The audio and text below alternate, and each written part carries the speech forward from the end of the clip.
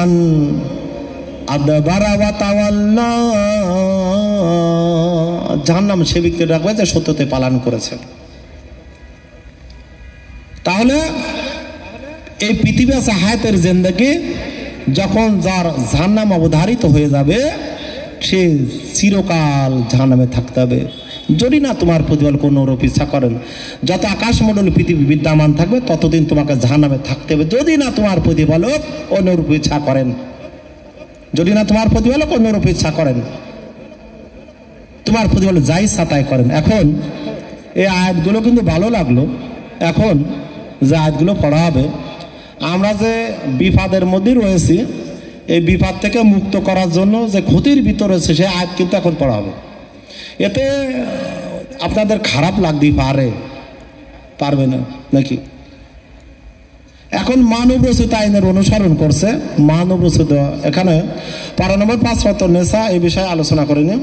12 নম্বর 5 সূরা নিসা তোমরা 105 এতে বলছি মানুষের মাঝে মানুষ বিচার করবে আল্লাহর আইন অনুসারে, কোরআনের আইন অনুসারে। তাই এখন আমরা কি মুসলমান আছি, নামাজ পড়তেছে, ইসলামের বিরোধিতা করছে না ইসলামের পক্ষে আছি, এদের জানার দরকার আছে না নাকি?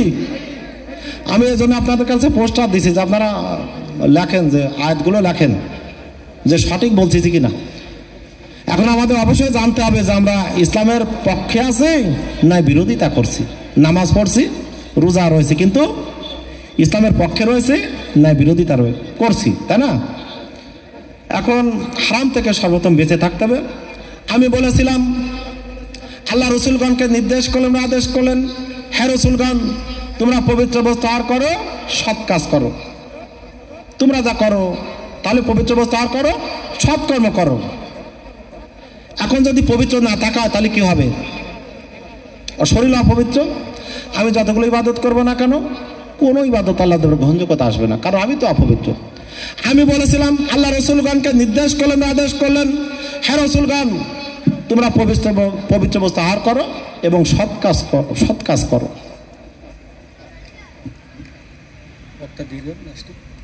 তোমরা যা করো সে সম্বন্ধে সর্ব অবহিত। তোমাদের সেই জাতি একই জাতি, মানব জাতি। আল্লাহ আদমকে সৃষ্টি করলেন, আদম থেকে মা হাওয়াকে সৃষ্টি করে, আদম হাওয়া থেকে সমগ্র মানব জাতির বংশ বিস্তার হয়ে আছে। তোমাদের সেই জাতি একই জাতি, মানব জাতি। আমি তোমাদের প্রতিপালক, অথবা আমাকে তোমরা ভয় করো। আল্লাহ সমগ্র মানব জাতির উদ্দেশ্যে কথা বলছেন, আমি তোমাদের প্রতিপালক, অথবা আমাকে তোমরা ভয় করো। কিন্তু মানুষ নিজেদের ধর্মকে বহুধা বিভক্ত করিয়াছেন। মানুষ সমগ্র মানব জাতির জন্য একটি ধর্মকে আল্লাহ মনোনীত করেছেন। মানুষ নিজেদের ধর্মকে বহুধা বিভক্ত করিয়াছেন। প্রত্যেক দল তার নিজ নিজ মন গড়া ধর্মে তারা সন্তুষ্ট, ওদেরকে কিছুকালের জন্য বিভ্রান্তিতে থাকতে দেয়। এখন এই ধর্ম 4000 4500 ধর্ম কথা বলা হচ্ছে, কিন্তু কোরআনে বলছেন মানুষ নিজেদের ধর্মকে বহুধা বিভক্ত করে। এখানে কোনো ভুল নেই, আছে? কোরআনে বলছে মানুষ নিজেদের ধর্মকে বহুধা বিভক্ত করিয়াছেন। এখন আবার ইসলামে যতগুলো দল আছে, একটি দল আছে জান্নাতি দল।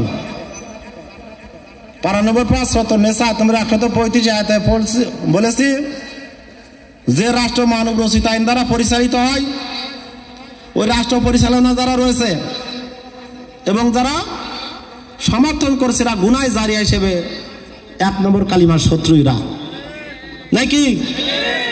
আমি এই জন্য ওই সময় এইদিকে চলে আসছে, বলছি ওদিকে গেলে অন্যদিকে চলে যাবে।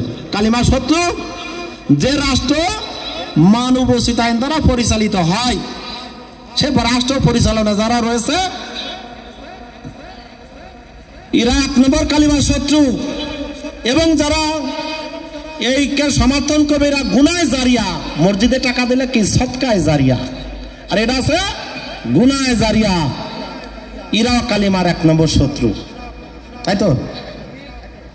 2 নম্বরে কালিমার শত্রু যেসব পুঁজিপতি, ব্যাংক, বিমা, এনজিও, সুদ প্রদানকারী, সুদ গ্রহণকারী সংস্থা। আমি এখন আয়াতে যাই। 12 নম্বর 3 সূরাতুল বাকারা আয়াত 256। 12 নম্বর 3 সূরাতুল বাকারা আয়াত 256। আপনাদের মানতে হয়তো কষ্ট হবে, কিন্তু যদি না মানতে পারেন তাহলে কিন্তু জাহান্নামে যেতে হবে। কারণ এটা আছে দলিল দিয়ে কথা বলছি নাকি, কোনো কথা কিন্তু দলিলবিহীন কোনো কথা বলিনি, কানে প্রত্যেকটা আয়াত দিয়ে কথা বলছি। পারা নম্বর 3 সূরাতুল বাকারা আয়াত নম্বর 256। আপনাদের এখন কিন্তু যে বিষয় যাচ্ছে সব কিন্তু গায়ে পড়বে না, মানে আপনাদের গায়ে পড়তেছে না, আপনাদের ভিতরে দোষ আছে। সুতরাং যখন আপনি পবিত্র থাকবেন, আপনি যতগুলো আমল করবেন আমল গ্রহণযোগ্যতা আসবে। আর যদি পবিত্র না হন তাহলে আপনি ক্ষতিগ্রস্তদের অন্তর্ভুক্ত হবেন। পারা নম্বর 3 সূরাতুল বাকারা আয়াত নম্বর 256।